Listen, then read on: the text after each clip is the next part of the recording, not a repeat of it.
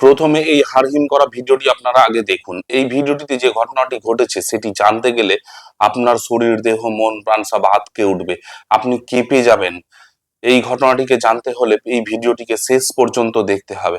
তো প্রথমে এই ভিডিওটি দেখুন, তারপরে আমি কিছু কথা বলবো।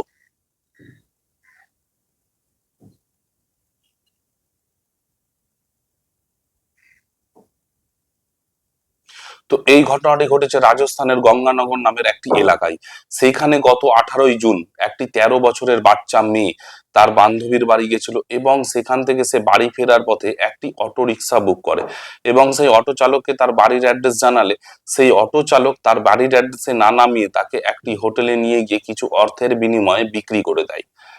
এবং শুধু সেই হোটেলই নয়, ভাবুন, রাজস্থানের গঙ্গানগরের মতো একটি এলাকায় পাঁচটি হোটেলে তাকে 5 দিন ধরে টানা আটকে রেখে চলে তার উপরে নারকীয় অত্যাচার।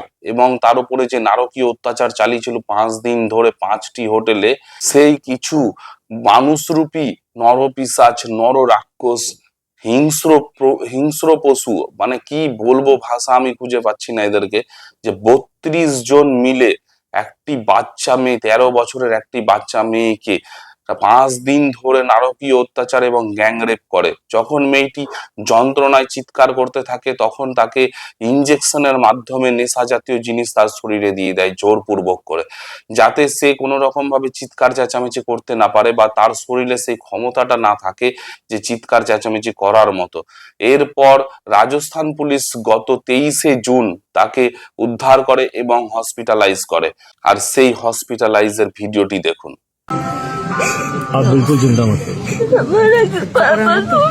আর এরপরও সব থেকে অবাক করা কথা হলো, সেই হসপিটালাইজ করার পর সেইখানকার ডাক্তাররা বা সেইখানকার সমস্ত কর্মীরা যথাসাধ্য চেষ্টা করেও তাকে আর বাঁচাতে পারেনি। সে শেষ বিদায় জানিয়ে গেল, শেষ নিঃশ্বাস ত্যাগ করে দিল। এই যন্ত্রণা সে আর সহ্য করতে পারলো না। শেষে একজন মায়ের কোল ফাঁকা করে সে পৃথিবী ছেড়ে চলে গেল। ভাবুন একবার যে আমরা কোন পরিবেশে বাস করছি বা আমরা কোন দুনিয়াতে বাস করছি। একজন 13 বছরের একটা বাচ্চা শিশু, একটা বাচ্চা মেয়ের সাথে এইভাবে একজন 32 জন নরপিশাচ নারকীয় অত্যাচার করতে পারলো। মেয়েটি কি না অত্যাচার সহ্য করেছে ভাবুন। ওই 5 দিন ধরে যে মেয়েটি অত্যাচার সহ্য করেছে, সে অত্যাচারটা কি অত্যাচার সহ্য করেছে। আর তারপরে রাজস্থান পুলিশ এই অপরাধের সঙ্গে যুক্ত থাকা আসামিগুলোকে ধরে নিয়ে এসে পাবলিক প্লেসে, জনসমাবেশে, মানুষের মধ্যে ক্রেনের মাধ্যমে জিন্দাই তাদেরকে ঝুলিয়ে দিয়েছে। আমার মতে উচিত করেছে, সঠিক কাজ করেছে রাজস্থান পুলিশ।